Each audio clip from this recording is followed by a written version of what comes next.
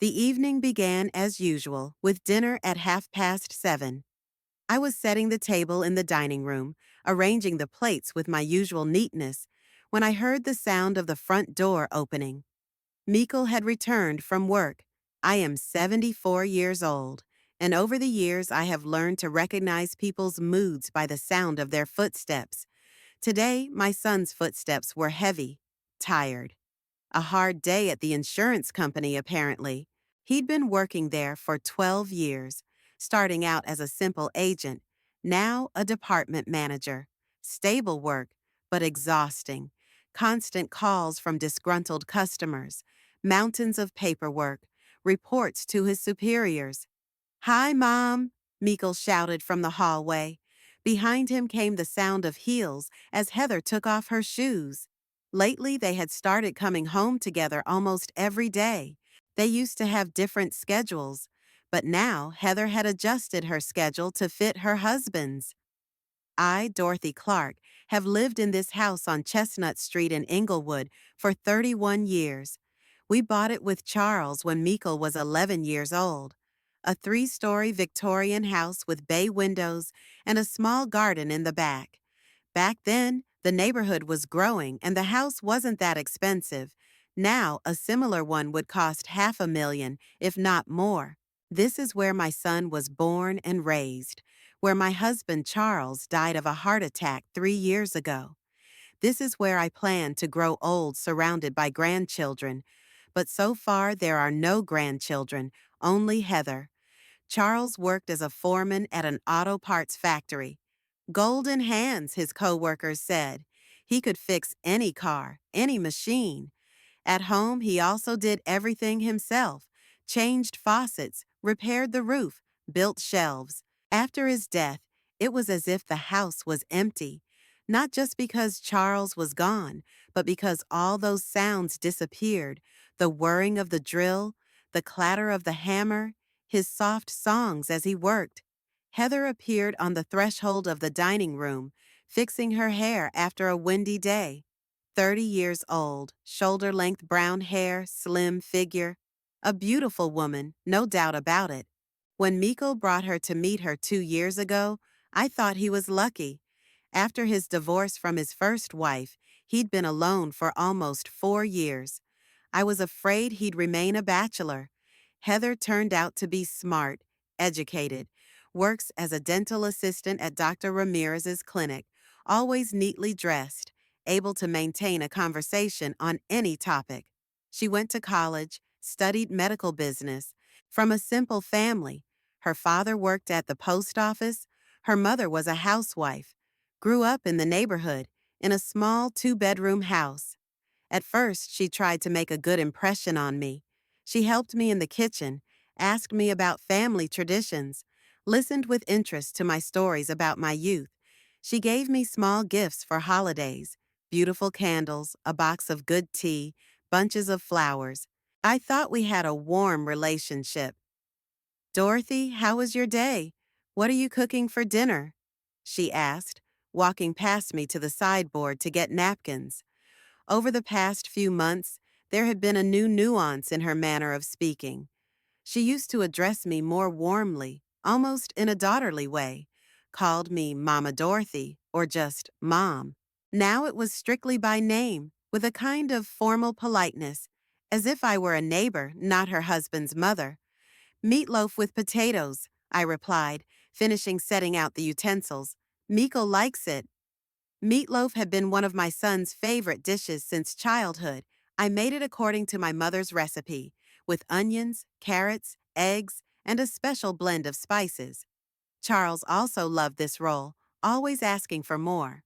The recipe had been handed down in our family for generations, and I'd been meaning to pass it on to my daughter-in-law, but it hadn't seemed like the right time yet. "Wonderful," Heather said, but I could tell by the look on her face that meatloaf wasn't one of her favorite foods. She preferred more refined food salads with arugula and nuts, steamed fish with herbs, some exotic cereal she bought at an expensive organic store across town. Sometimes she cooked something special for herself, leaving us the usual home-cooked food. Miko walked into the dining room, kissed his wife on the cheek, and nodded to me. 35 years old, dark blonde hair with the first graying gray eyes behind glasses. He'd worn glasses since childhood, nearsighted like me and my mother. After my father's death, he changed a lot. He became silent, more nervous, as if an unbearable weight had been placed on his shoulders. Working in an insurance company did not add optimism to his life either. Constant conflicts with clients who wouldn't pay their policies, bosses demanding impossible results, endless paperwork. Mikkel used to be more open, sociable. He had many friends at school, played on the school basketball team, and participated in the drama club. A tall, lean young man with intelligent eyes and a quick smile. Then he went to college to study economics and met his first wife, Sarah. They married when he was 24. Sarah was 22 at the time. A beautiful girl, blonde with blue eyes, she was studying psychology. The first years of the marriage were happy. Mikkel graduated from college, found a job at a small insurance company. Sarah worked in social services with disadvantaged children. They rented a small apartment near us and often came over for Sunday lunches. Sarah got along well with me. We could talk for hours about books, movies, plans for the future. She wanted children, Mikkel too, but the children didn't come. As the years went by, the pregnancy didn't come. Sarah started to get nervous, going to doctors, taking tests. Mikkel supported her, but he was also suffering from uncertainty. They tried artificial insemination, an expensive procedure that failed. Then another attempt. And another. Money drained away. Nerves frayed. Relationships deteriorated. Sarah became withdrawn, irritable. Mikkel tried to comfort her, offered to take a child from the orphanage, but she didn't want to hear about it. At the age of 31, she said she couldn't live like this anymore and filed for divorce. She said she wanted to start a new life, to find herself anew. A year after the divorce, she married her colleague, a psychologist from the same social service, and a year and a half later, she gave birth to a daughter. Mikkel took the news hard. We sat down at the table. I poured tea from an old porcelain teapot I'd gotten from my grandmother and put the food on plates. Heather ate in small bites, glancing at her phone often. She had a habit of constantly checking messages, scrolling through social media even while she ate. Mikkel sometimes made remarks to her, but she replied that it was work. She kept a health and beauty blog, posting pictures of food, exercise, beauty products. There was silence in the house, broken only by the clinking of plates and the ticking of the antique clock in the living room. We used to talk a lot at dinner, discussing news, plans for the weekend, sharing the impressions of the day. Now it was as if everyone was immersed in their own thoughts. "How's work going?" I asked Mikkel, trying to break the awkward silence. "Fine," he replied briefly, not lifting his eyes from his plate. We used to be able to talk for hours about his workday, difficult clients, office intrigue. He would tell funny stories, complain about an unfair boss, share his professional plans. Now he's become stingy with words, withdrawn. He would come home, eat dinner in silence, sit in front of the TV, or retire to his bedroom with his laptop. "I had an interesting patient today," Heather interjected, putting the phone aside for the moment. "An elderly woman, Mrs. Parker. She's 82 years old. She was telling me how wonderful the nursing home on Oak Street is. She says there are such interesting programs for the elderly there. Yoga, painting, a literary club, and the staff is very caring, 24-hour medical supervision." I felt the muscles in my neck and shoulders tense up. This wasn't the first time Heather had brought up nursing homes in recent weeks. She'd talk about some TV show about modern boarding homes for the elderly, mention an article on the internet about the benefits of specialized care, and here was a detailed story about another patient. "It's good that Mrs. Parker is happy with her choice," I replied cautiously as I continued to eat. Yes, and you know what's most interesting? She said that a lot of older people are adamantly against moving at first, afraid of losing their independence, and then they realize how good their lives are there. No household worries, constant medical supervision, a varied social program, new acquaintances with peers, interesting hobbies, and most importantly, safety. Anything can happen at that age. Mikkel looked up from his plate and looked first at his wife, then at me. I could see some anxiety in his gaze, but it was hard to understand its nature. Either he was worried about me or annoyed at Heather's insistence. Mom's doing fine on her own, he said, not very confidently. She doesn't need any help yet. Sure, sure, Heather agreed hastily, but there was a note in her voice that I didn't like. I'm just sharing my impressions of the patient's story. Dorothy, you do realize that I'm in no way implying anything specific. But I knew exactly what she was doing. I knew these weren't just random stories about happy nursing home residents. There was a system in her words, a deliberate strategy. At first, she just mentioned such institutions in general terms, as something modern and civilized. Then she began to tell specific stories of successful adaptation.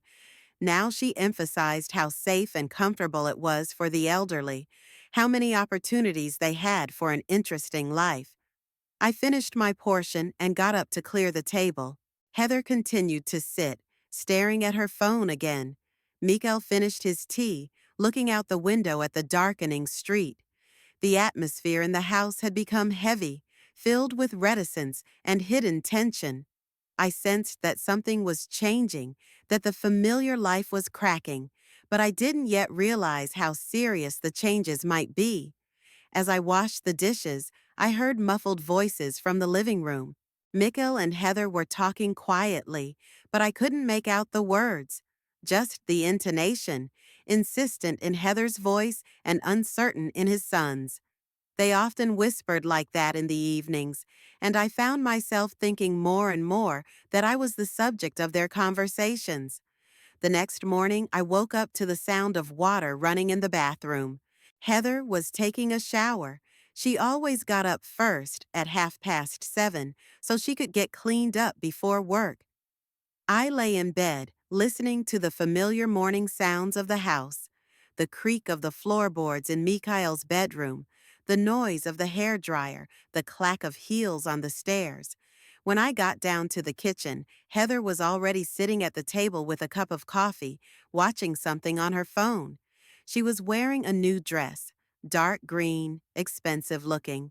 Her closet had grown noticeably in recent months, though her salary as a dental assistant hardly allowed for such spending.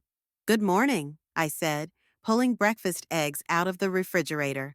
"Morning," she replied briefly, not lifting her eyes from the screen. Heather used to always be interested in my plans for the day, offering to help, sharing what she was doing. Now we chatted like strangers living in the same house out of necessity. I started to make an omelet when Mikkel came down to the kitchen. His hair was disheveled, his shirt crumpled. He looked like he hadn't slept well. "Hi, Mom. Heather?" He kissed his wife on the top of her head and sat down next to her. I poured him coffee into his favorite mug, the blue one that said, "Best Dad," that he'd bought while he was trying to have kids with his first wife. "We have a problem today," Heather began, putting her phone away. "I made an appointment to meet with the designer about the bedroom remodel.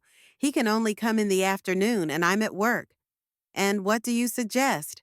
Mikkel asked, rubbing his temples. "Dorothy can meet him, show him the room, discuss options." Heather looked at me with a strained smile. "You don't mind, do you?"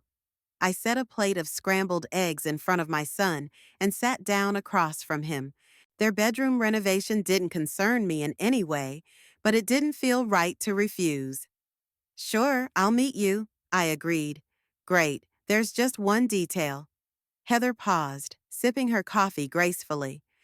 "Mike and I were discussing that after the renovation, we'd like to expand the space. Maybe combine the bedroom with the adjoining room." The adjoining room was my sewing room. It was where the machine Charles had given me for our 25th wedding anniversary stood, where the photos of our youth hung, where I spent evenings working with fabric. Heather, Meikle began, but his wife interrupted him. Mike, we had a deal. We need more space, and this room is hardly used. She turned to me. Dorothy, you don't go in there very often. And besides, you could put the sewing machine in the basement or the attic. The basement is damp, I objected, and there's no heat in the attic. Well, in the living room then, we can spare a corner. Heather spoke in a light tone, like she was talking about rearranging flower pots. Or sell the machine altogether. Everyone buys ready-made these days. I felt my fists clench under the table. Sell Charles's machine, throw out the pictures, turn the room where I kept the memory of my husband into an addition to their bedroom. I'm not ready to give up my sewing room, I said quietly. Mom, we can discuss this later, Meikle interjected, casting a warning glance at his wife. What's there to discuss? Heather shrugged. We need to resolve this issue now so the designer can get the design right. I just don't see why we need to keep an entire room for a machine that's used once every 6 months. I use it more often than that, I tried to object. Dorothy, let's be honest. When was the last time you sewed something? A month ago? 2? Heather leaned forward, a note of steel in her voice. It's a waste to take up an entire room for a hobby.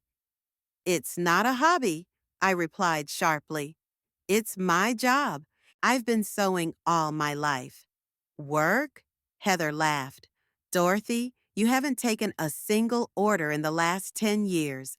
Calling it a job is kind of weird. Meikle lifted his eyes from his plate and looked at us with concern. He always avoided conflict, trying to get away from direct clash of opinions. Girls, let's not fight about the renovations, he said conciliatingly. We're not fighting, Heather quickly replied. We're just discussing the rational use of space. There are 3 adults living in this house, and it would be logical to consider everyone's needs rather than clinging to the past. Clinging to the past. That's what she called it.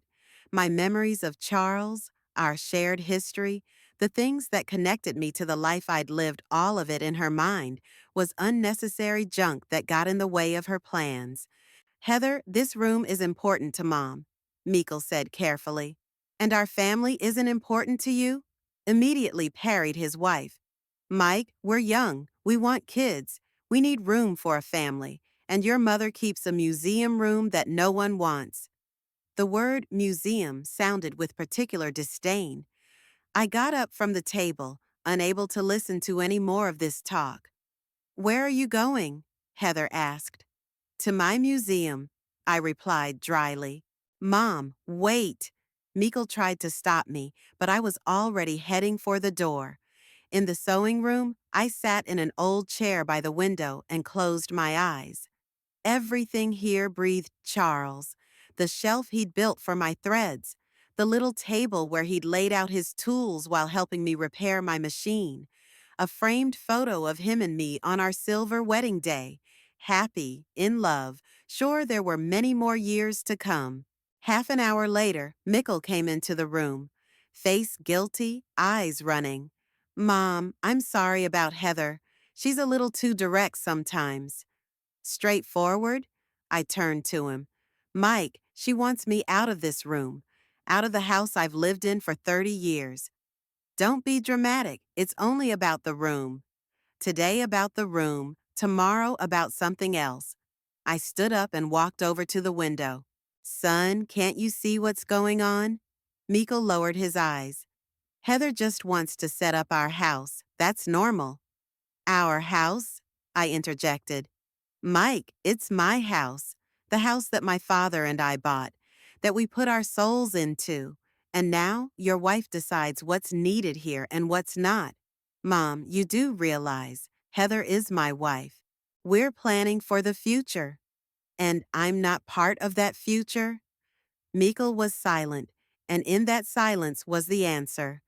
He was standing in front of me, my son whom I had birthed and raised, and he couldn't tell me I was important to him, couldn't protect me from his wife's attacks.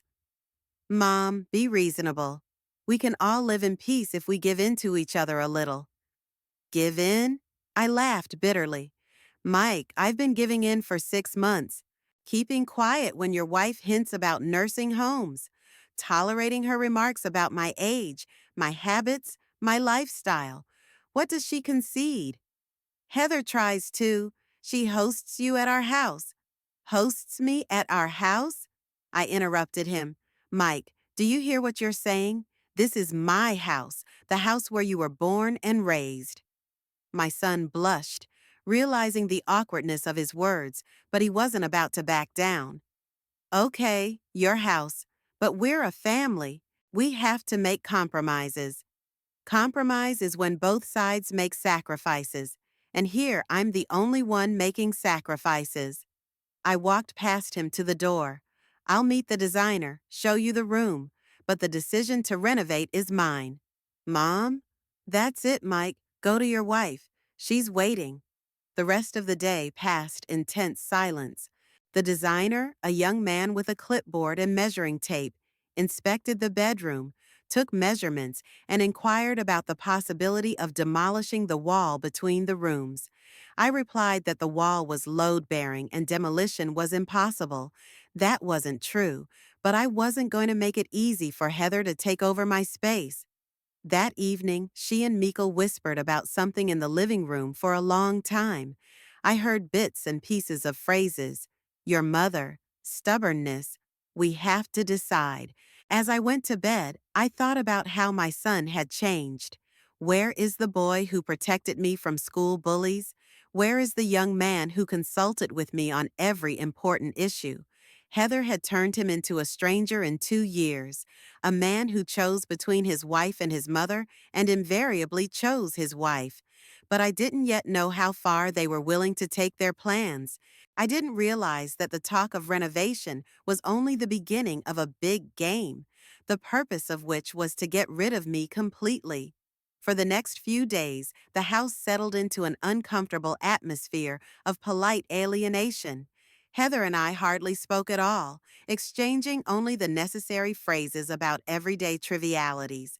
Mikkel tried to remain neutral, but I noticed how he avoided my gaze, how he hurriedly left the room when my wife and I were near each other.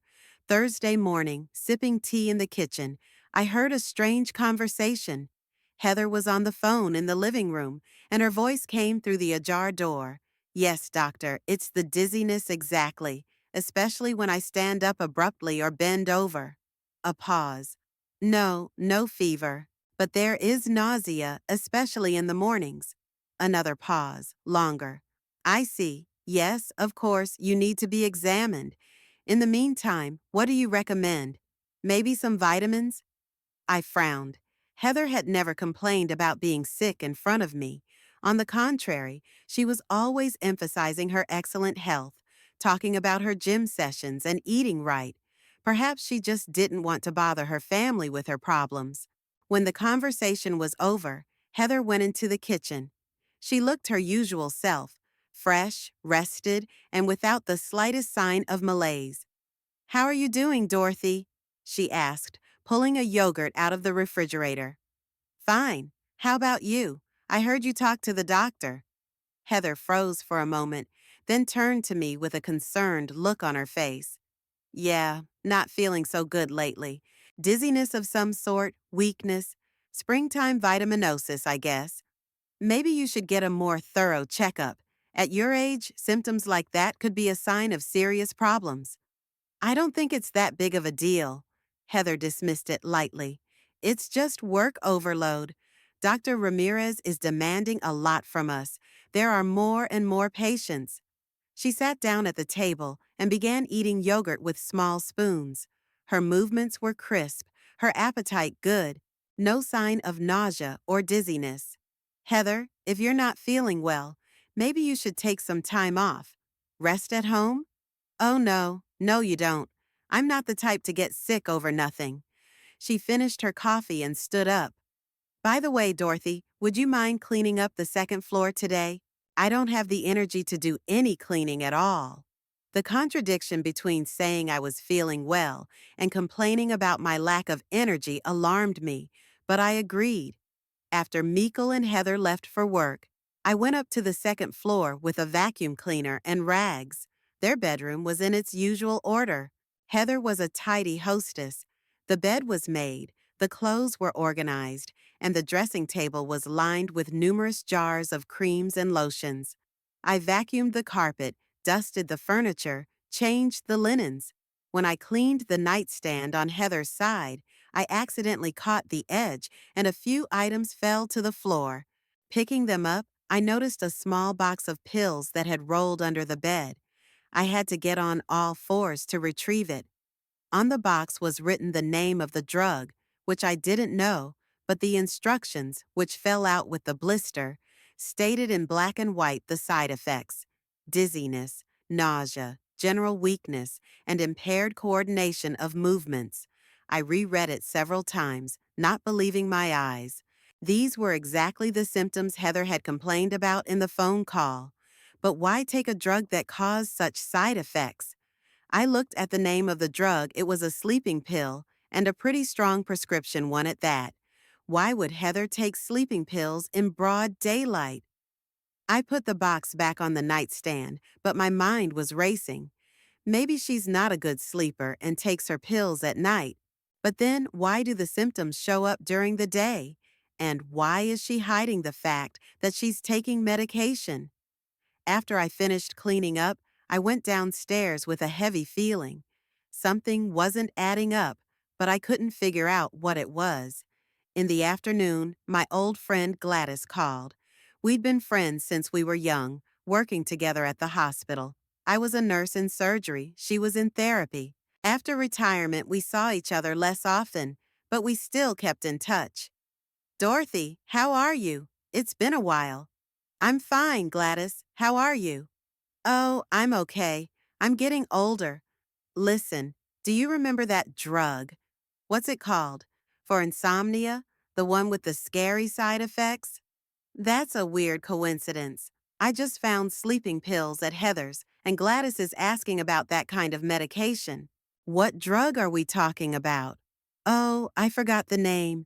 You know, my granddaughter works in a pharmacy. She told me about a case. A young woman came to them, bought sleeping pills with a fake prescription.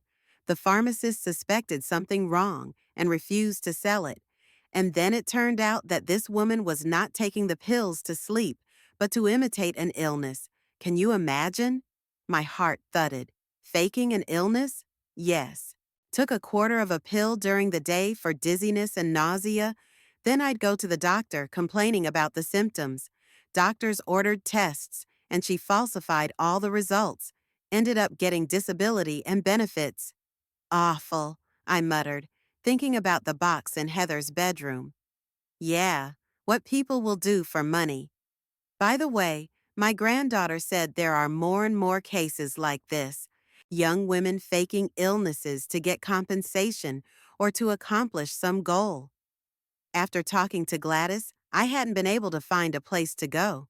Was Heather really taking sleeping pills to induce symptoms of illness in herself? But why? What good would it do her? That evening at dinner, I watched my sister-in-law closely. She ate with gusto, engaged in conversation, and showed no signs of malaise. But when Mikael asked her how she was feeling, she immediately acted tired. Mike, honestly, it's getting worse. I almost fell down at the clinic today. I was so dizzy. Shouldn't we see a doctor after all? Mikkel was worried. I've already made an appointment to see a neurologist next week, but I'm afraid it's something serious. My aunt died of a brain tumor when she was 40, and the symptoms were similar. I choked on my tea. Never before had Heather mentioned an aunt who died of brain cancer. Honey, don't get yourself worked up, Mikkel reassured her. It's probably just overwork. Yeah, probably, Heather agreed, but there was a note of worry in her voice. You know, though, I was thinking, what if it's hereditary? And if I really do have something serious, There's going to be a lot of things we're going to have to reevaluate in our lives. What do you mean? Mikkel asked. Well, I might need care, treatment. You'll have to spend more time at home, work less. And with Dorothy in the house, that's going to be difficult. Too many responsibilities will fall on you. That was it. I realized where she was going with this. Heather was setting the stage for some kind of plan to get me out of the house. Illness, real or simulated, was going to be the occasion for a drastic change in the family structure. Heather, don't talk nonsense, Meikle said. First of all, you don't have anything serious. And second of all, we can handle any difficulties. Of course we will, she agreed. But I noticed a sly glint in her eyes. We just have to be prepared for all sorts of scenarios. I spent the rest of the evening in my sewing room, reflecting on what I'd heard and seen. The sleeping pills in the nightstand, strange health complaints while looking great, talk of hereditary diseases and the need for change in the house. It all added up to a disturbing picture, but I hadn't yet seen the full scheme of Heather's plan. The only thing that was becoming clearer by the day was that my sister-in-law was cooking up something big, and that something was going to change my life dramatically. I could feel disaster approaching, but I didn't yet realize what form it would take or how I would be able to resist it. On Saturday morning, I woke up with a heavy premonition. It was drizzling outside the window, and the sky was covered with gray clouds. The house was unusually quiet. Michelle and Heather were still asleep. Usually they were up early on weekends, planning trips, meeting friends. But today was different. I went down to the kitchen, put the kettle on, and took the breakfast food out of the fridge. My suspicions about Heather had only grown stronger over the past few days. Last night I'd seen her sneak a pill out of her purse and swallow it when she thought no one was looking. Then, half an hour later, she complained of dizziness. Around 9, Mikkel came down to the kitchen. He didn't look well, pale, with dark circles under his eyes. He was dressed in old jeans and a wrinkled shirt, which was unusual for him. Even at home, he preferred to look neat. Good morning, Mom. Morning, son. Didn't sleep well? Not much, he answered evasively, pouring himself a cup of coffee. Heather was tossing and turning all night, complaining of nausea. Shouldn't we see a doctor right away after all? Meikle shrugged. She says she has an appointment with a neurologist Monday. She'll be patient until then. We ate breakfast in silence. Meikle was leafing through the newspaper, but it was obvious that his mind was on something else. Every now and then he glanced up at the ceiling, listening for sounds from upstairs. Heather still hadn't shown up. Did she stay up late? I asked. No, at the usual time, but she said she had a headache. Meikle put the paper aside and looked at me. Mom, have you noticed anything strange about Heather lately? The question surprised me. Was he starting to suspect something too? What do you mean? I don't know. It's just that she's gotten kind of different. One minute she's complaining about her health. The next she's upbeat and energetic again. Yesterday, for example, she said she could barely stand on her feet from weakness, and then she spent an hour and a half at the gym. I nodded cautiously. Maybe that's how the illness manifests itself, in fits.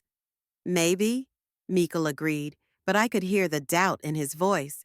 At 11:30, Heather finally came downstairs. She was wearing a white robe, her hair disheveled, her face pale. She walked slowly to the desk, holding onto the wall, and lowered herself gingerly into a chair. How are you feeling? Meikle immediately became alarmed. Terrible, Heather whispered, covering her eyes with her hand. My head is splitting and I feel awful nauseous, and I'm so dizzy I can't stand. Should I call an ambulance? No, that's okay. I'll try to lie down. She tried to get up, but immediately grabbed the table. Oh, I feel dizzy. Meikle rushed over to her, supporting her under his arm. Heather, don't be a hero. If it's bad, you need to see a doctor.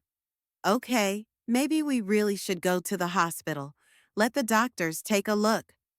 Heather spoke in a weak voice, but I noticed how closely she was watching Meekle's reaction.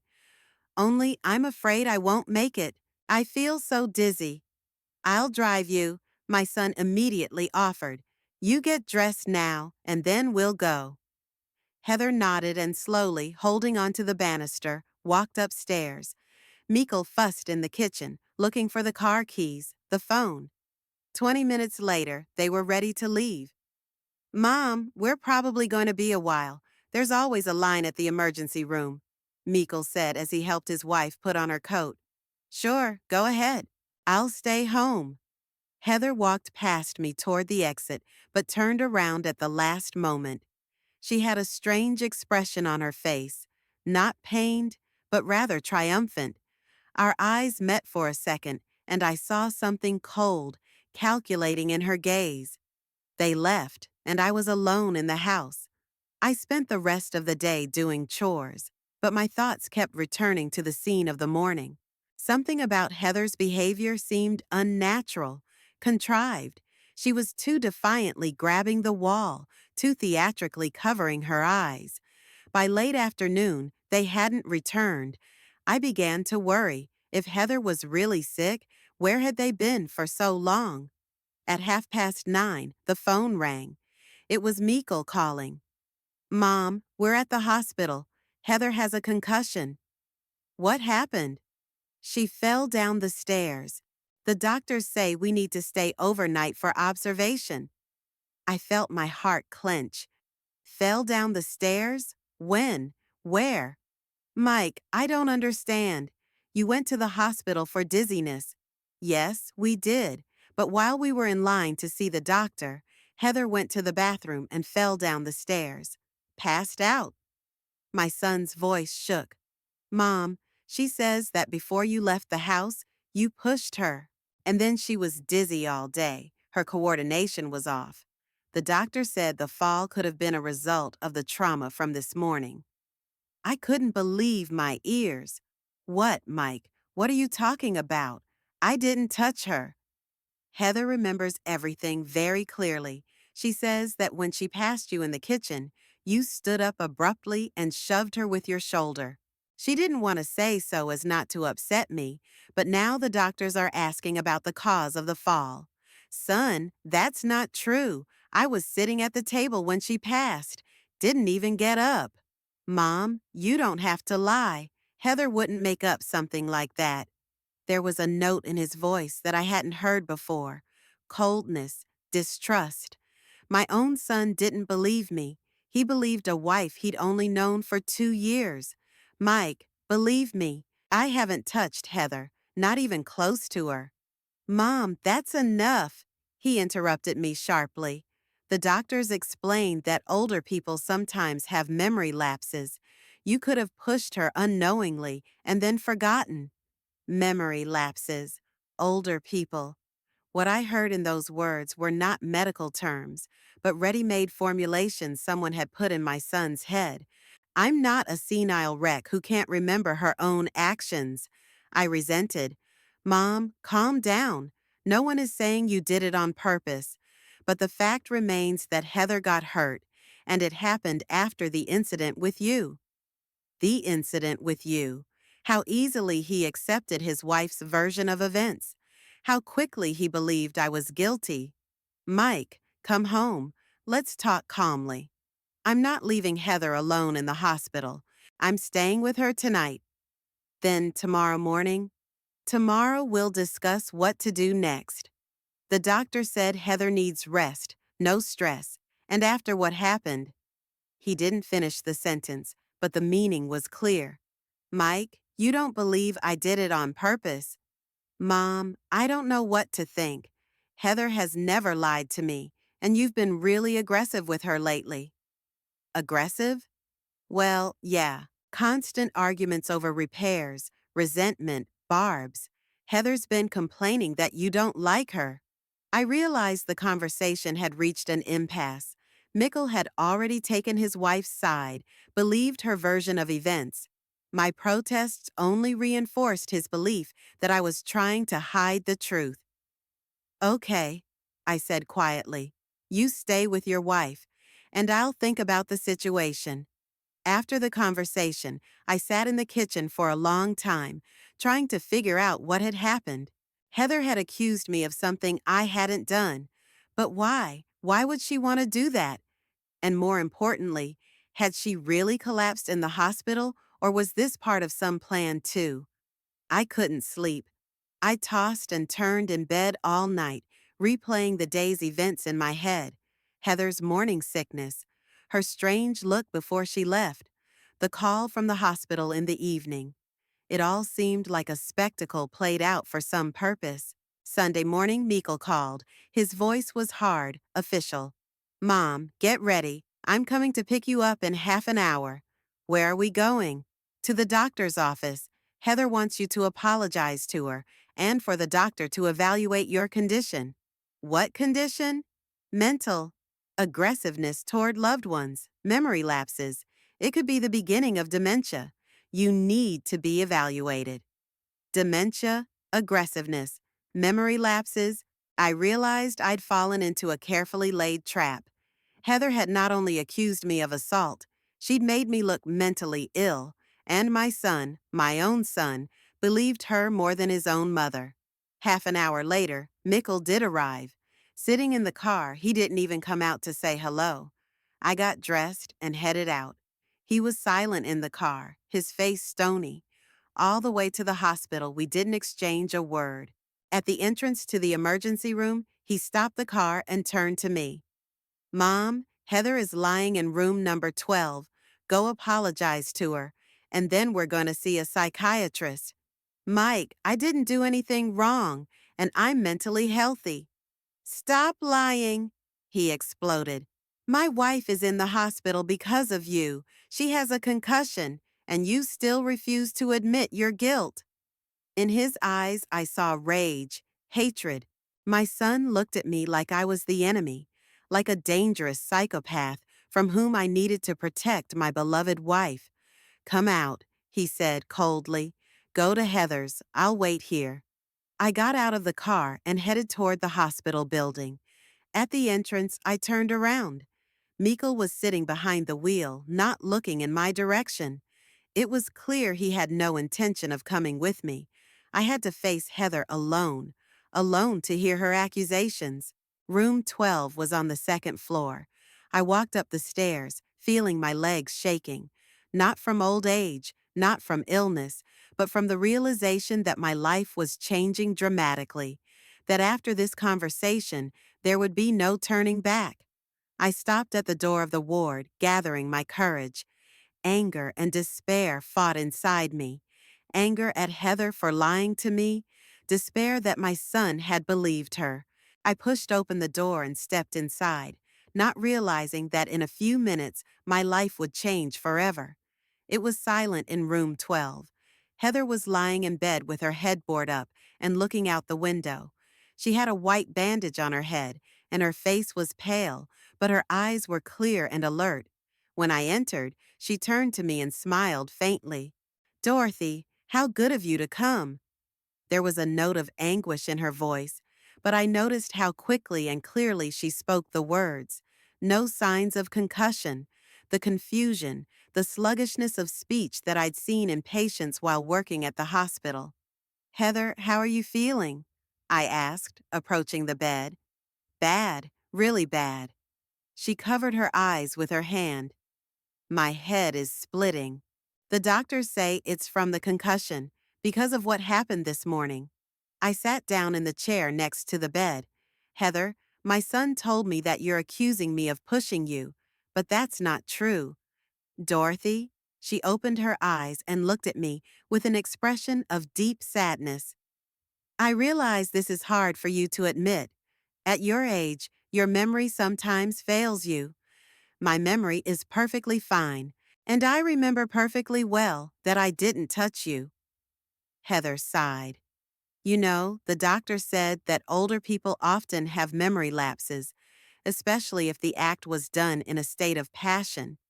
You could have pushed me unconsciously.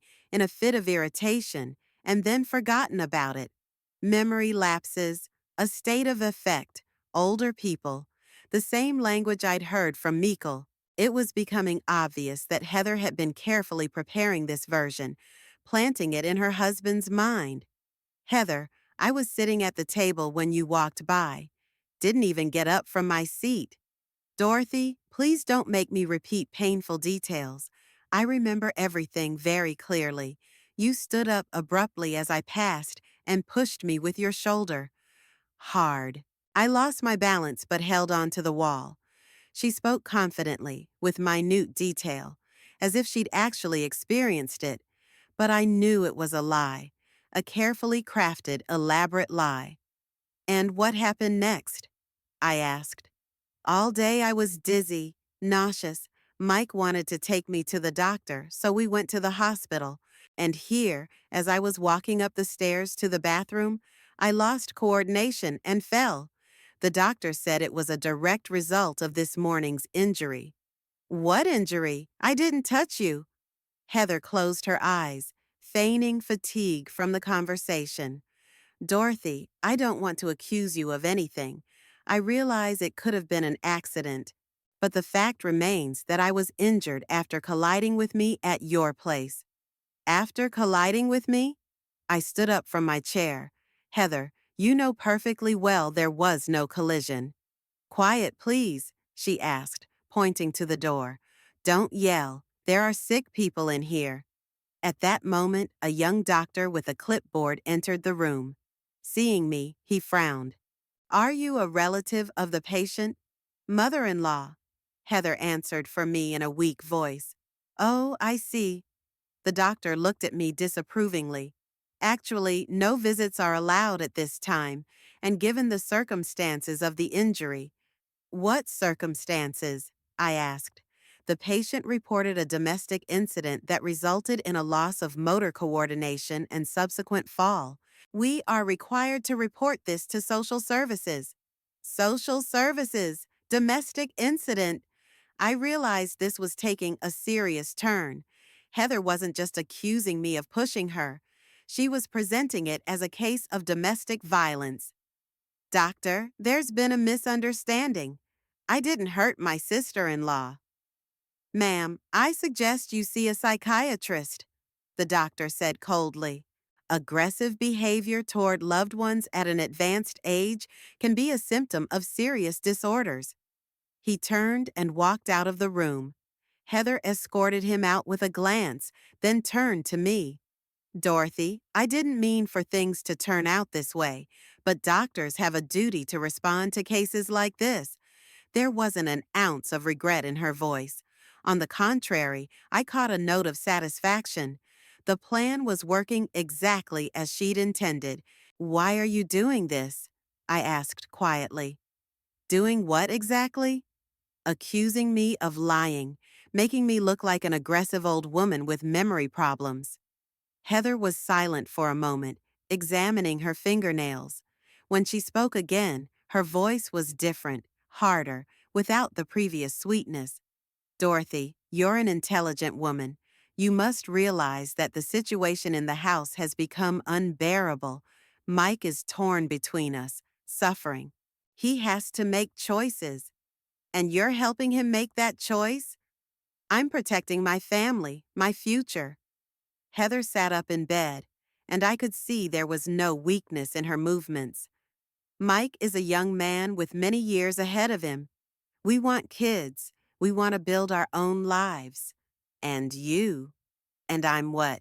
You're in the way, with your claims to the room, your routines, your memories of your late husband. Mike can't evolve as long as he lives in a museum of the past.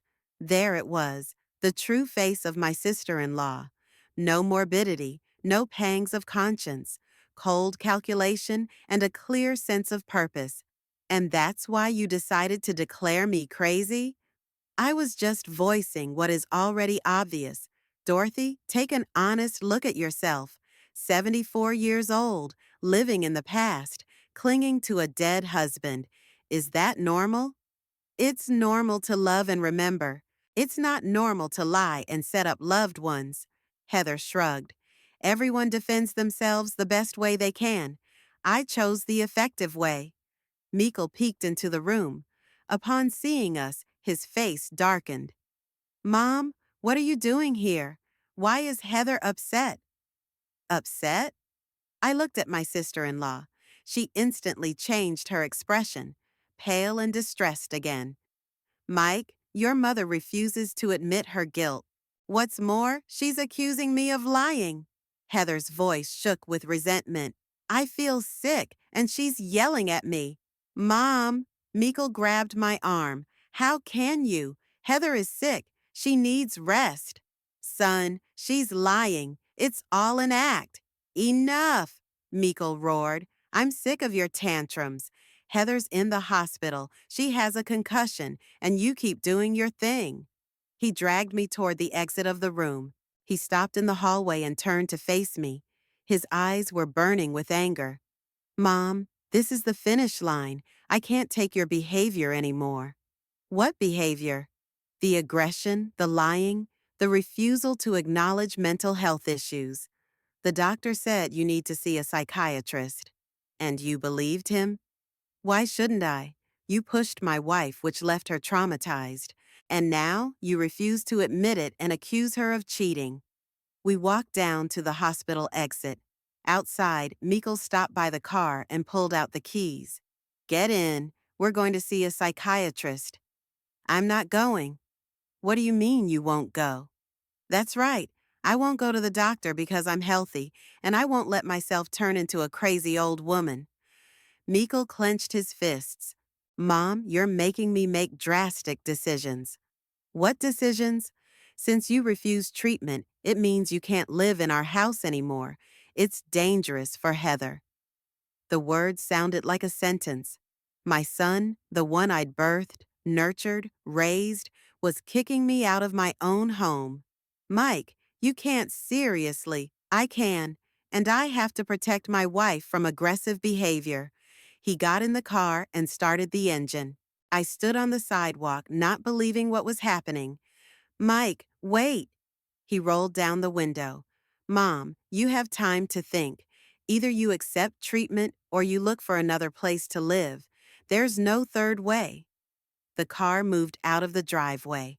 I watched it drive away and felt my world crumble. My son had left me alone outside the hospital, believing his wife's lies more than his own mother's words. The rain intensified. I stood in the rain and didn't know where to go. The house on Chestnut Street was no longer my home. My son was no longer my protector. Heather had gotten her way, and I was out on the street alone and defenseless. I had to call a cab. The driver, an older man with a kind face, asked me nicely if I was okay. I answered that everything was fine, but my voice betrayed me, trembling on the last word.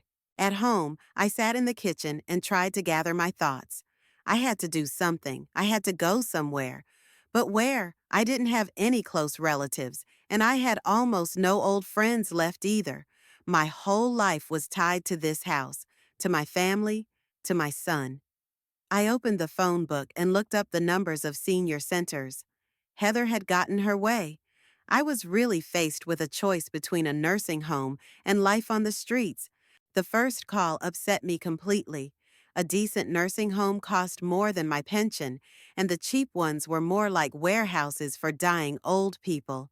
Gladys called in the evening. When she heard my voice, she was worried. Dorothy, what's the matter? Are you crying? I told her everything, from my suspicions about the sleeping pills to the scene at the hospital today. Gladys listened in silence, sighing occasionally. My dear, what a nightmare. And you think that girl set it all up? I think. Gladys, I'm sure of it, but I can't prove it. And you know what? Come to my place, now. I have some important information for you.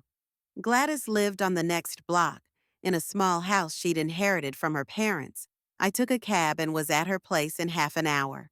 She greeted me with a concerned face, gave me a hug, sat me down in the kitchen, and poured me some hot tea. Now listen carefully, she said when I had calmed down a little. Do you remember it rained yesterday morning? Yes. I was just watering the flowers on the veranda standing by the window. I saw your son and his wife leave the house and get into the car. So? Dorothy, that damsel wasn't sick. She was walking normally, with no signs of dizziness. What's more, when she thought no one could see, she took her cell phone out of her purse and was merrily typing something, smiling as she did so. My heart raced. Are you sure? Absolutely. And then when Mike looked in her direction, she immediately feigned weakness, started holding onto the car, swaying. Real theater. Gladys, can you confirm this, if you need to? Of course. What's more, I have more information. She leaned across the table toward me. You remember my granddaughter Sandy? The one who works at the pharmacy? I remember. So I told her about your situation. And you know what she said? They had a young woman come in the other day, buying sleeping pills. Description fits your sister-in-law exactly. Brown hair, slim, very pretty. Was the prescription real? Here's the thing. The prescription was fake. Sandy noticed it right away, refused to sell it, and the woman was very nervous, tried to convince me the recipe was real. The pieces of the mosaic began to fit together. Heather bought sleeping pills to induce her symptoms. Then she'd acted out the fall at the hospital, accusing me of assault. Gladys, does your granddaughter remember when exactly that was? A week ago, just the day you called me and told me about your sister-in-law's strange behavior. It was all coming together. Heather's plan had been in motion for a week. She'd been preparing the ground for accusations against me in advance. Dorothy, you need to fight, Gladys said. You can't let that con artist ruin your life. How do I fight? My son doesn't believe me. The doctors think I'm mentally ill. I have no proof. Proof will come. In the meantime, stay with me. We'll figure out how to catch this con artist red-handed. I didn't sleep much that night, lying in Gladys's guest room, thinking about what had happened. Heather was more dangerous than I'd realized. She wasn't just trying to get rid of me. She was willing to ruin my reputation, declare me mentally ill, strip me of everything. But now I knew the truth, and I had a witness to her deception. All I had to do was find a way to prove to Mikkel that his wife was a liar and a manipulator. A difficult task, but not impossible. I was a nurse accustomed to precision and care, and I wasn't going down without a fight. Monday morning, Gladys woke me up at 7:30. I hadn't slept well, replaying all night the events of the last few days. My friend was already dressed and was going into the kitchen to prepare breakfast. Dorothy, get up. I have an idea on how to get to the truth about your sister-in-law. Over tea, she outlined her plan. Gladys had a niece, Rosa, who worked as a nurse in the same hospital where Heather lay. Rosa could look at the medical records and find out the details of the hospitalization. But that's a violation of doctor-patient confidentiality, I objected. Honey, this is your life we're talking about. This girl is willing to declare you crazy for her own ends. I think we can break a few formalities.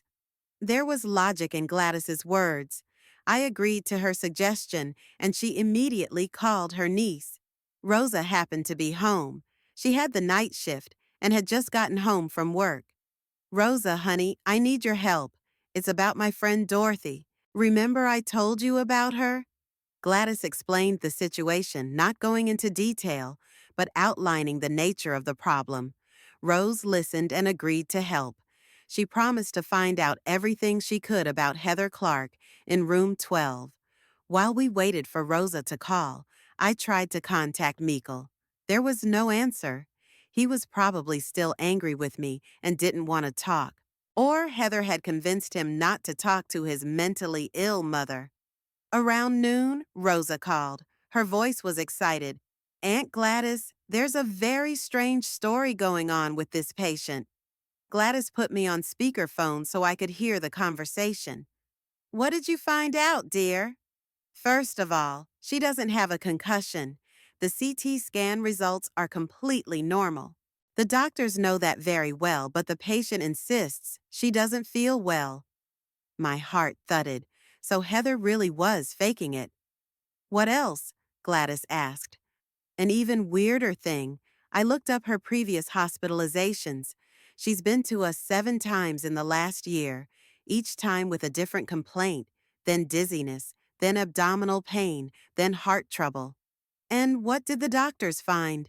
Nothing. Absolutely nothing. All the tests are normal. All the examinations show full health. But every time she demanded more tests, consultations with specialists. I remembered Heather's conversations about her well-being over the last few months. It appeared she was constantly faking various illnesses. Rose, are there any psychiatric reports in the chart? I asked. Yes, there are.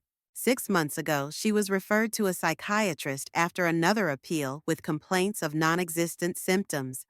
The doctor wrote in the report a suspicion of hypochondriac syndrome with elements of simulation. Hypochondriac syndrome. Simulation. Medical terms that explain my sister-in-law's behavior.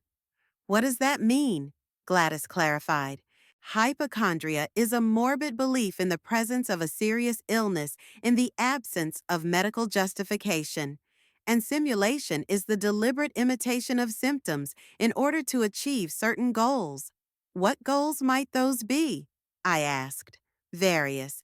Attracting attention, getting favors, manipulating loved ones. In your sister-in-law's case, the doctor noted a tendency toward dramatization and attempts to involve family members in her experiences. Everything was falling into place. Heather was using faking illnesses as a way to manipulate those around her. It was probably how she controlled Mikkel as well. Rose, what do the doctors recommend? Psychotherapy and antidepressants. But the patient flatly refused treatment, saying the doctors didn't understand her.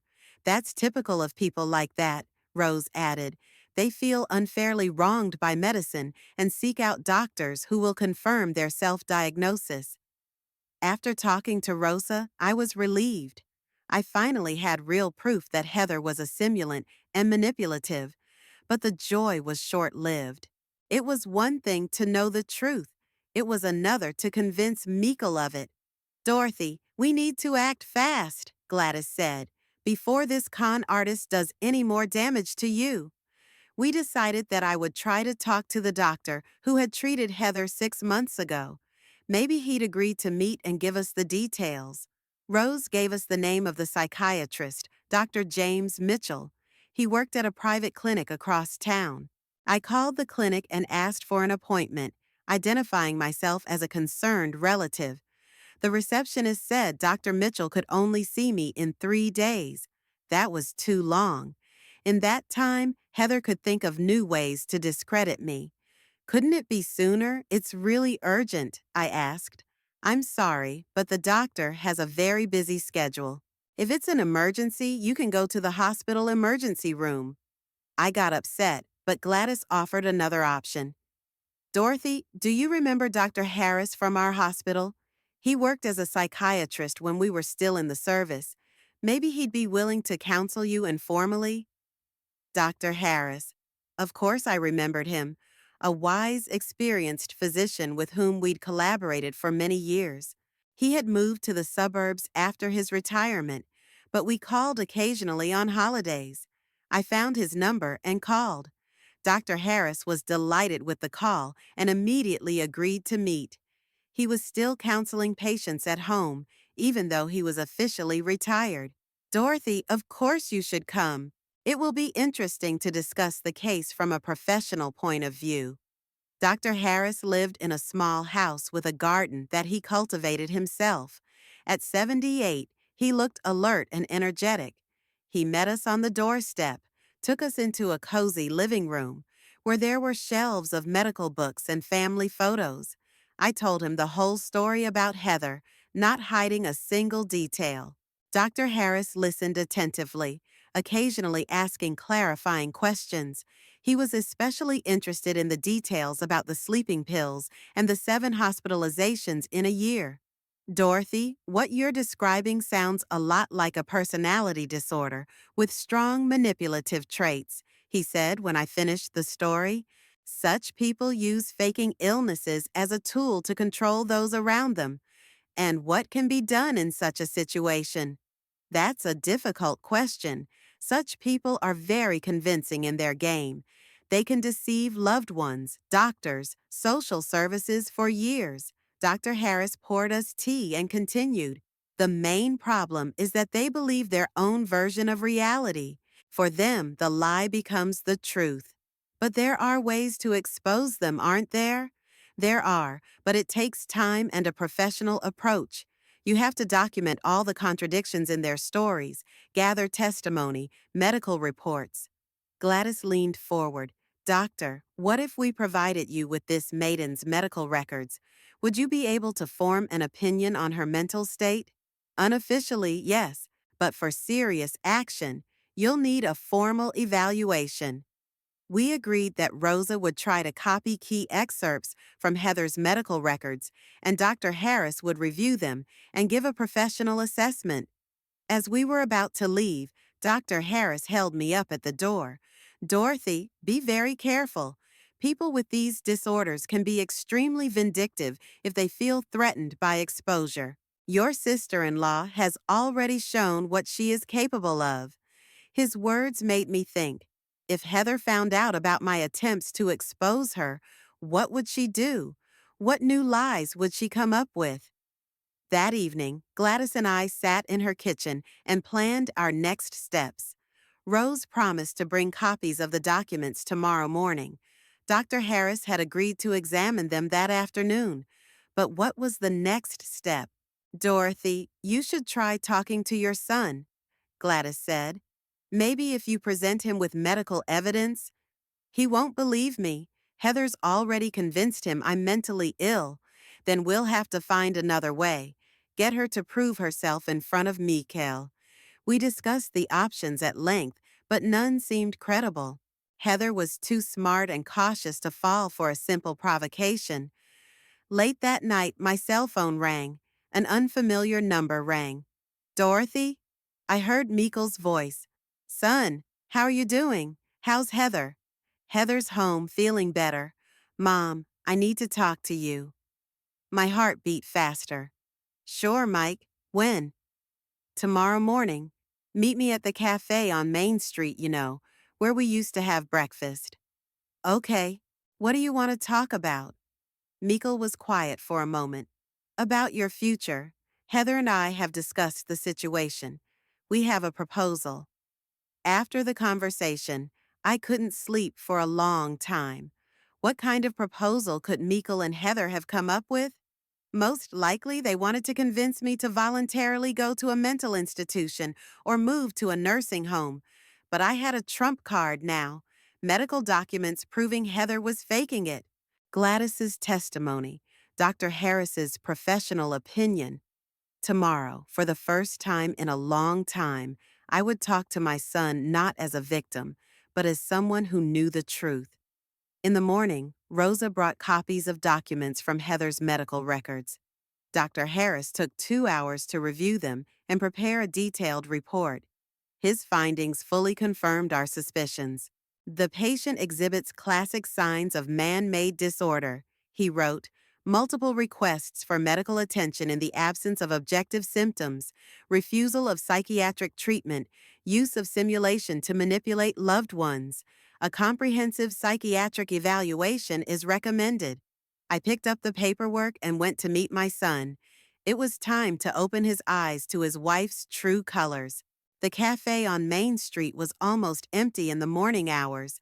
Mikael was sitting at a table by the window, looking tired and tense.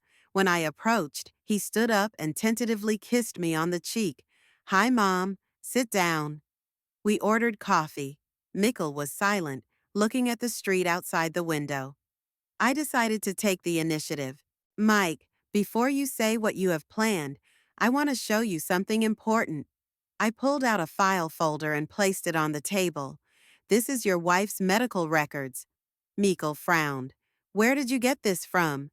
It doesn't matter where from. What matters is what it says. I opened the folder and showed him the psychiatrist's report. Read it. My son took the papers and began to read. His face gradually changed from bewilderment to dismay, from anxiety to shock. Mom, what does this mean? It means your wife is a faker. She's been faking sick for over a year now. And that last incident with the fall was a sham, too. Mikkel set aside the papers and looked at me with confused eyes. But why? Why would she do that? To control you, to accomplish her goals, and to get rid of me. I told him about the sleeping pills found in the nightstand, about Gladys's testimony, about Dr. Harris's opinion. With each word, Mikkel's face grew more and more grim. Mike, your wife didn't fall down the stairs because I pushed her. She orchestrated that fall herself so she could blame me and kick me out of the house. The son was silent for a long time, digesting what he had heard. When he spoke, his voice was hoarse. Mom, if it's true, then I've made a terrible mistake. Not a mistake, son. You've been tricked, very cleverly and cruelly tricked. Mikkel covered his face with his hands. God, what have I done? How could I have believed? You believed your wife. It's natural. I covered his hand with mine. The question is what you're going to do next. He raised his eyes and looked at me. What do you mean? Heather is dangerous, Mike. She's willing to do anything for her goals. And if you try to expose her, she'll come up with new lies. Then what do we do? I realized the moment had arrived. It was time to go from defense to offense. We have to get her to confess, catch her red-handed, show her true colors so she can't get away with it. Mikkel nodded. Okay, Mom, what do you suggest? And I started telling him my plan for revenge. The plan had been ripening in my head since last night when I had studied Heather's medical records. Now, sitting in the cafe across from my shocked son, I had a clear understanding of exactly what needed to be done. Mike, your wife is using simulation as a weapon, but every weapon has weaknesses, and I know how to find them. Explain, the son asked quietly, still reeling from the shock. Heather is used to being believed unconditionally. The doctors, you, the people around her, everyone takes her complaints on faith. But what happens if you put her in a situation where simulation becomes impossible? I pulled out a notebook and began writing down the main points of the plan. Working as a nurse, I'd learned to structure information, to break complex tasks down into simple steps. 1. We need to get Heather to demonstrate her symptoms under controlled conditions. 2. Create a situation where she can't prepare to deceive herself in advance. The third is to get irrefutable evidence of her simulation. Mikkel listened attentively, but there was a look of confusion in his eyes. Mom, that sounds complicated. And then, she's my wife. I can't just set a trap for her. Mike, she's already set a trap for you. And me. And if we don't do anything about it, she's going to continue her game. I leaned across the table to him. Think to yourself, how many more people will she deceive? How many more families will she destroy? My son nodded, but tentatively. I realized he needed time to digest all the information. It was too abrupt a turn from loving husband to wife whistleblower. Okay, tell me your plan in detail, he finally said. Remember Heather's constant complaints of dizziness and nausea? Those are symptoms she causes with sleeping pills. But there's a catch. Such drugs have a cumulative effect. If you take them regularly, the body gets used to them, and it takes an increasingly large dose to achieve the desired effect. And what does that mean?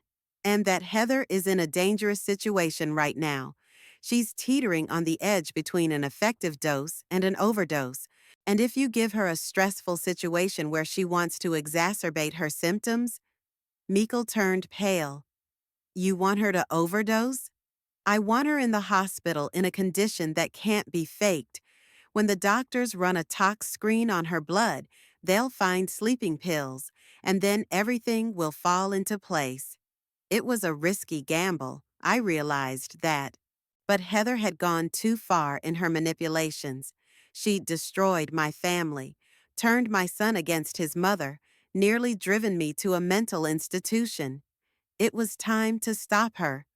Mom, what if something goes wrong? If she gets seriously hurt? Mike, the sleeping pills she's taking are relatively safe even in large doses. The maximum threat is prolonged sleep and nausea. The consequences of her lying could be much more serious. We sat in the cafe for another hour, discussing the details. I explained to Meikle what he would need to do, how to behave, what to look out for. Most importantly, he had to create a stressful situation for Heather that would cause her symptoms to intensify. What exactly would scare her? The son asked. The threat of exposure. Heather is panic-stricken that someone will question her illnesses. If she realizes you're starting to suspect something, she'll try to convince me by amplifying the symptoms. Exactly, and then we'll catch her. We agreed that I would stay at Gladys's for the time being, and Meikle would go home and get into action. The first stage of the plan was simple. He had to hint to Heather that the doctors at the hospital had expressed doubts about the seriousness of her injury. Don't overplay it, I warned my son. Heather is very observant. She'll sense a fake right away if you're too pushy. Back at Gladys's, I told my friend about my conversation with Meikle. She listened to my plan and shook her head. Dorothy, you're playing with fire. What if that girl realizes she's being tried to be exposed? What if she comes up with a new lie against you? Gladys, the alternative is worse. If I do nothing, Heather will get her way.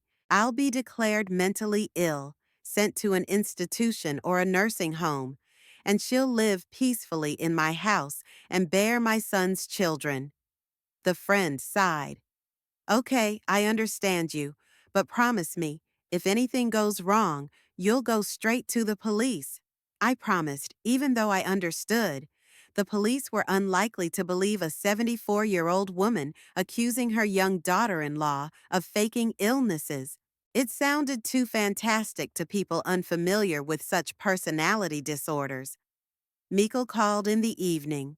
His voice was strained. Mom, I talked to Heather. Said the doctor at the hospital was asking weird questions about her previous treatments. How did she react? Surprised at first, then started getting nervous. Asked what kind of questions, why the doctor would want to know. And what did you say? That the doctor wanted to make sure the diagnosis was correct. That sometimes concussion symptoms can be confused with other problems. Good. Meikle had acted correctly, not giving Heather specific information, but creating an air of uncertainty. And then what? After dinner, she complained that her head hurt again, went to her room early, said she needed to rest. So the first reaction was predictable.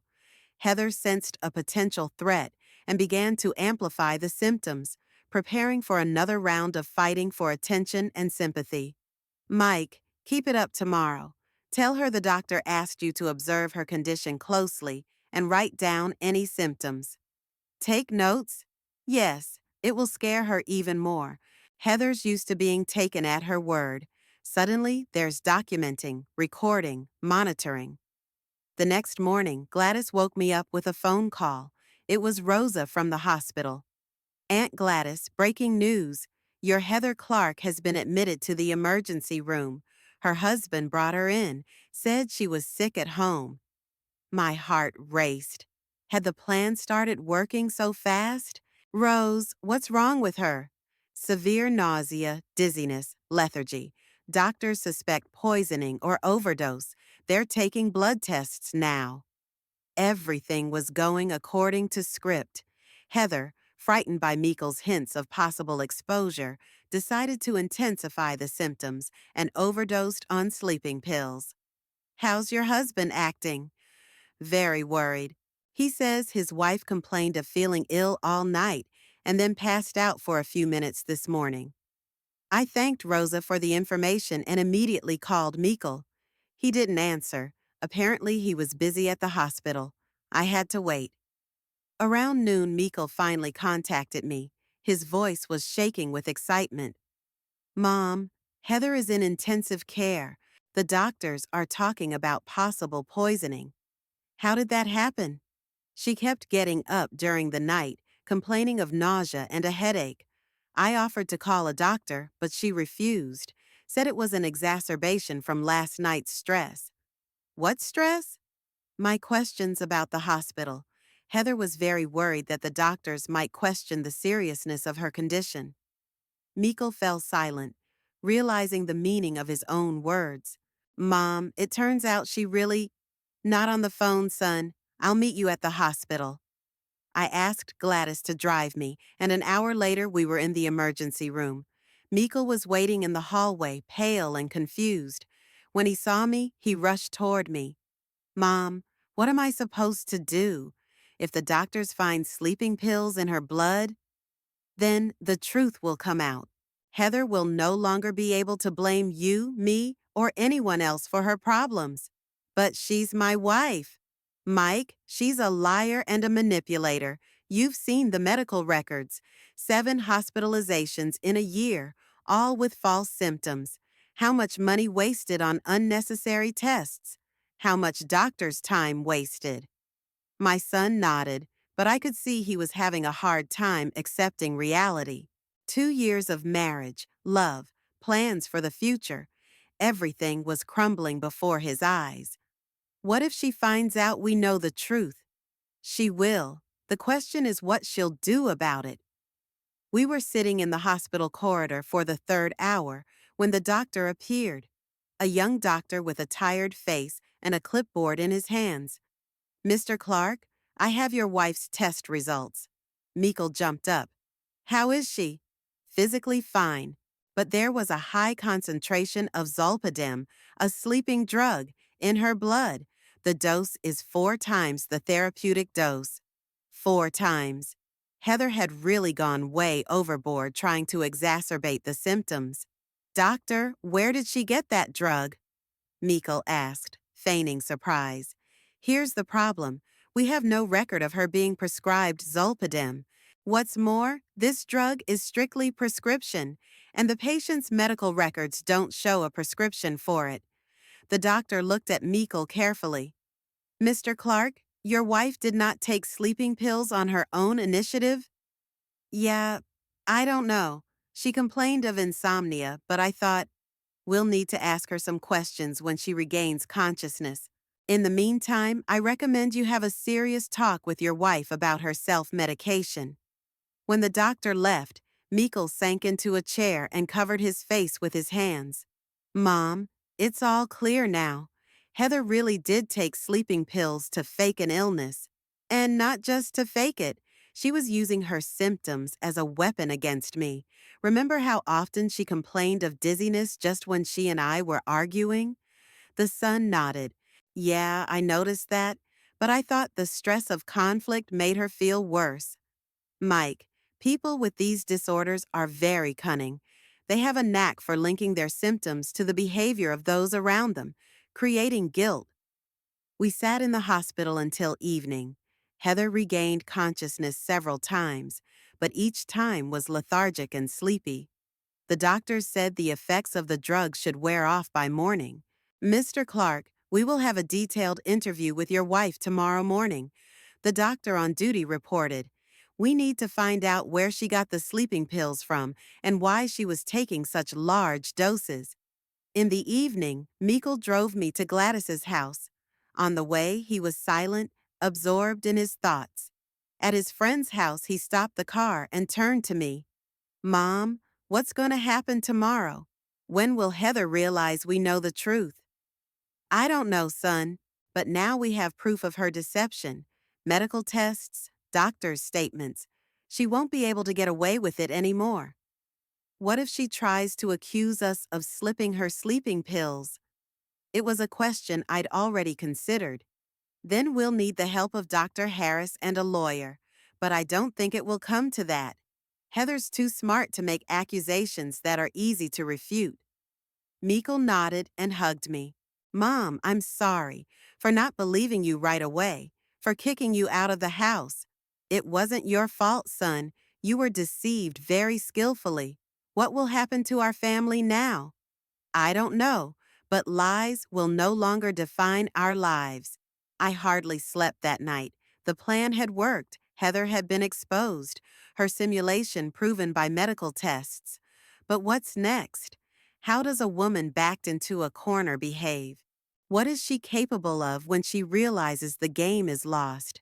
This morning was the final scene of this drama, and I was preparing for it as if it were the most important play of my life. Thursday morning, Mikkel came to pick me up at 9:30.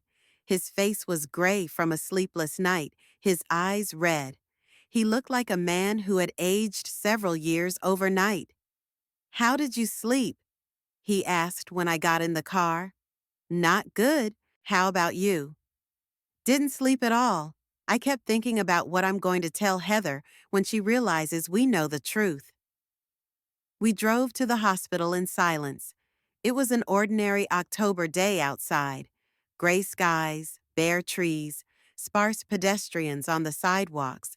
But this day was a turning point for us.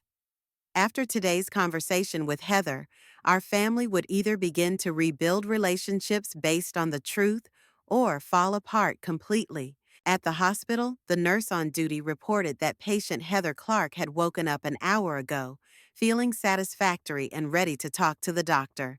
Dr. Mitchell, the same psychiatrist I hadn't been able to get an appointment with a few days ago, was already waiting for us in the residence room. Mr. Clark, before we talk to your wife, I'd like to discuss the results of your examination with you. Dr. Mitchell was a man in his early 50s, with attentive gray eyes and calm manners. He spread several documents on the table and pointed to one of them. Toxicology analysis shows the presence of zolpidem in the patient's blood at a concentration of 45 milligrams per liter. This is 4 times the therapeutic dose. And what does that mean practically? Meekle asked. Practically, it means that your wife either accidentally took too large a dose of sleeping pills or did so intentionally. An accidental overdose is unlikely. The drug has a bitter taste, and it's difficult to take 4 pills instead of 1. The doctor pulled out another document. In addition, I've reviewed the patient's medical records. Over the past year, she has gone to various medical institutions 7 times complaining of somatic symptoms, but no examination has revealed any organic pathology. Meekle was silent, digesting the information. Dr. Mitchell continued, such a pattern is characteristic of an artificial disorder in which the patient deliberately mimics or induces symptoms of the disease. So, you believe my wife is faking? I believe she needs serious psychiatric help. People with these disorders are often not fully aware of the motives behind their behavior, but need long-term treatment. The doctor stood up from the table. We're going to go to the patient now. I need to ask her some questions about taking sleeping pills. I recommend that you be present for the conversation. We went up to the room where Heather was lying. She had been moved to a separate room, apparently due to the special nature of the case. When we entered, she was sitting on the bed in a hospital shirt, brushing her hair. When she saw us, she smiled strainedly. Mike, darling, it's so good of you to come. Her voice was weak, but her eyes were clear and attentive. Doctor, I feel much better. Heather, my name is Dr. Mitchell. I'm a psychiatrist. I need to ask you some questions about your condition. Heather's face changed instantly. The smile disappeared and there was wariness in her eyes. A psychiatrist? But why? I don't have mental problems. Mrs. Clark, you have a high concentration of sleeping pills in your blood. Have you been taking zolpidem? Heather glanced quickly at Meikle, then back at the doctor.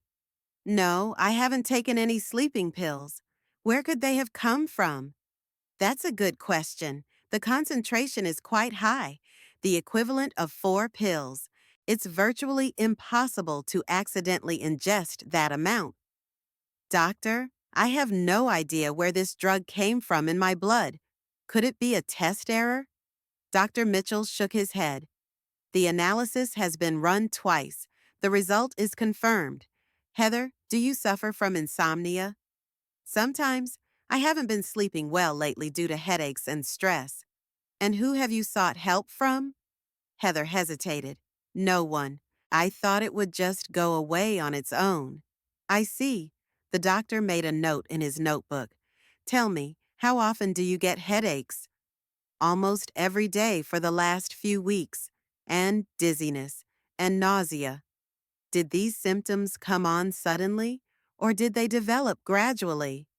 Gradually. First occasionally, then more and more frequently. I listened to this conversation and marveled at how convincingly Heather lied. Every answer sounded plausible, every detail thought out. If it weren't for the medical tests, the doctor might well have believed her version. Heather, Dr. Mitchell intervened, I've reviewed your medical records. You've been to the doctor 7 times in the last year with similar complaints, but examinations have revealed no abnormalities. Could it be that the doctors missed something? Not all diseases are easily diagnosed. Perhaps, but there's one more thing. The doctor pulled out a file folder. 6 months ago, you were consulted by a colleague of mine, Dr. Ramirez. He noted in his report a tendency to simulate symptoms. Heather's face turned stony. Dr. Ramirez was wrong. I'm not faking anything. Then please explain how you got sleeping pills in such high concentrations in your blood. Heather was silent for a few seconds, mulling over an answer. When she spoke, her voice shook with indignation. Doctor, I suspect that someone has slipped me this drug, possibly with the intent to harm. Who would do that? Heather turned to Meikle. Mike, tell the doctor about your mother, about how she feels about me. I felt my fists clench. Heather, even now, cornered, was trying to blame me. Heather, Meikle said quietly, this has nothing to do with Mom. Nothing to do with what? Mike, you know she hates me, wants to get rid of me at any cost. Mrs. Clark, Dr. Mitchell interrupted her, are you accusing your mother-in-law of trying to poison you? Why wouldn't I? She's a nurse, knows about the medications. She had access to my food, my drink. The doctor looked at me. Were you present when the patient was eating? No, I replied. I've been staying with a friend for the last few days. Haven't been home. Heather, Meikle intervened again. Mom hasn't been home in 3 days. How could she have slipped something in? Heather was confused. Her version didn't stand up to a basic test of logic. Then she could have done it earlier, slipped the drug into some kind of long-lasting food. Zolpidem doesn't have that long-lasting effect, Dr. Mitchell said. The drug is eliminated from the body within 24 hours. If you took it 3 days ago, it would no longer be in your bloodstream. Heather realized she had reached a dead end. Her face contorted with anger. Mike, don't you see what's going on? Your mother is trying to discredit me. She made deals with the doctors, faked the tests. Heather, that's enough, Meikle said tiredly. I know the truth. What truth? My son pulled a box of sleeping pills out of his pocket, the same one I'd found in their bedroom a week ago. This box I found in your nightstand, almost empty, and the pharmacy confirmed that you tried to buy Zolpidem with a fake prescription. Heather went pale.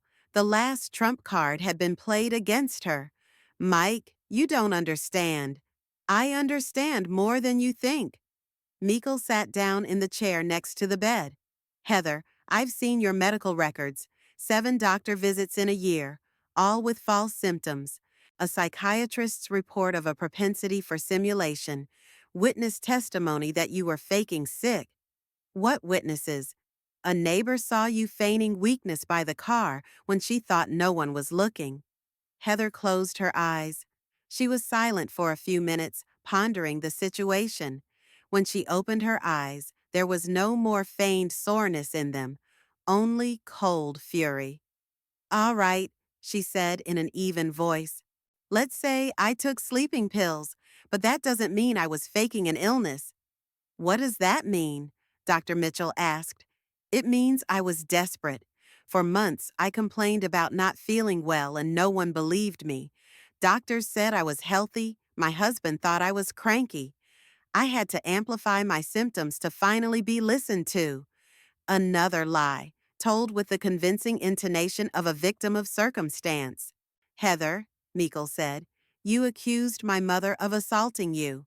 She almost ended up in a mental institution because of it. And who's to say she didn't push me around? Maybe she really did, but doesn't remember because of senile memory problems. I couldn't keep quiet any longer. Heather, stop lying. You know damn well I didn't touch you. She turned to me with an expression of cold hatred on her face. Dorothy, you destroyed my family, turned my husband against his wife, and now you're triumphant? I didn't destroy the family. I was protecting myself from your lies. What lies?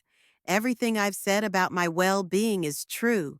Yes, I took medication to aggravate my symptoms, but only because otherwise no one paid attention to my problems.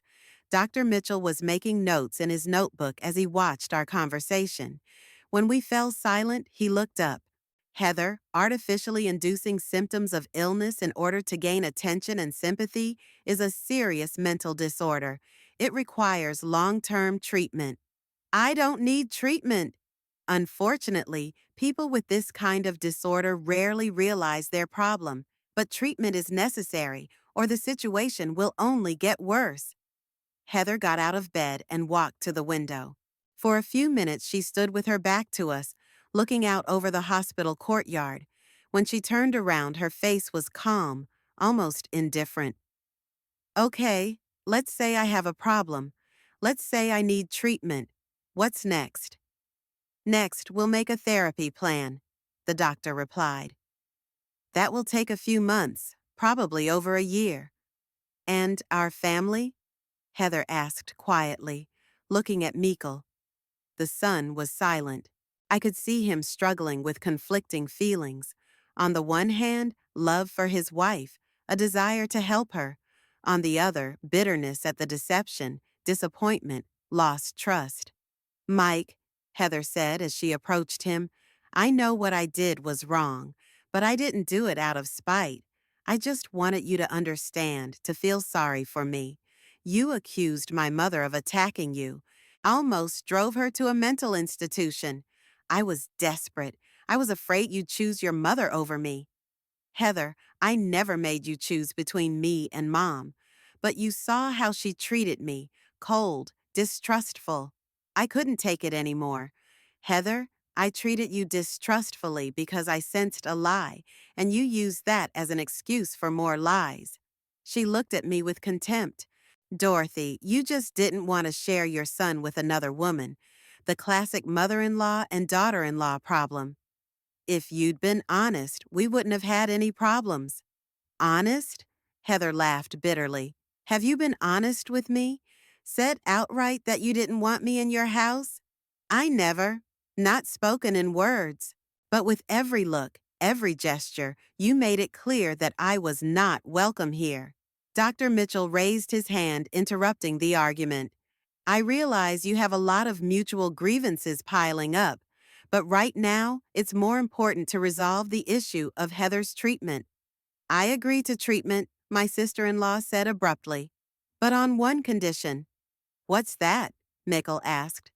Dorothy must leave our home, forever. Silence hung in the air. Heather looked at her husband expectantly, me with wonder. Even cornered, exposed in a lie, she continued to dictate terms. Mike, she continued, I realize I was wrong. I'm ready to apologize, to heal, to change.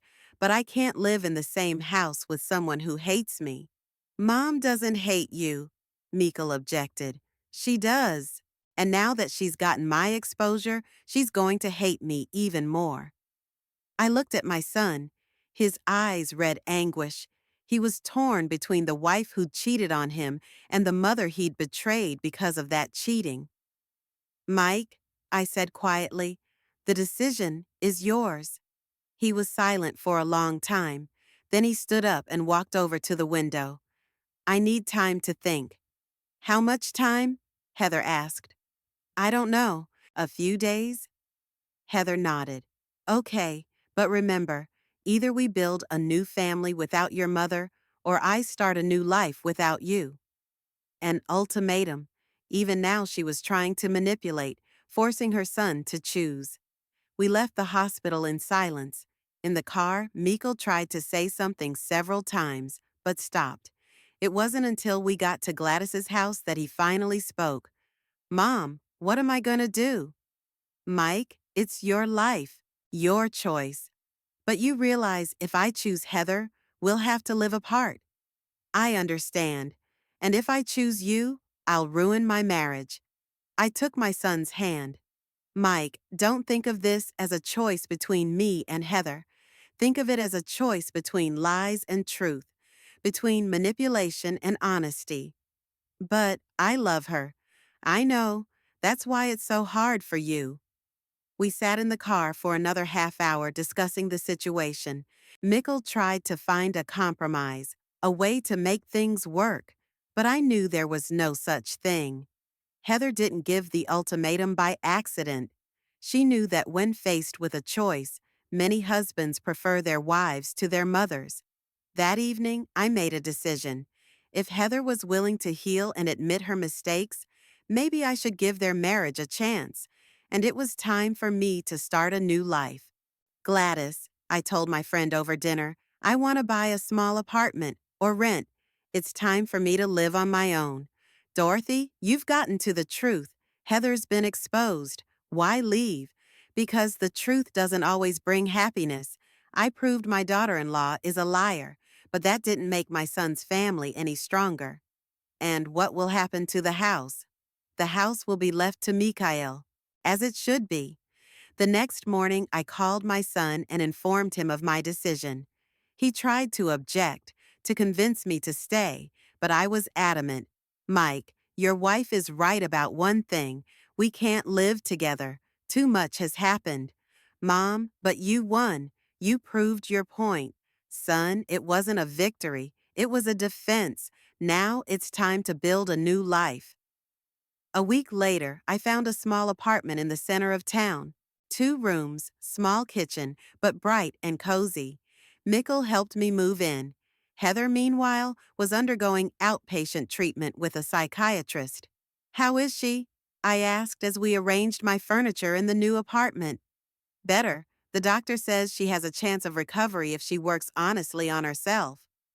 What about you and her? Mikkel sighed. Starting over, slowly, carefully.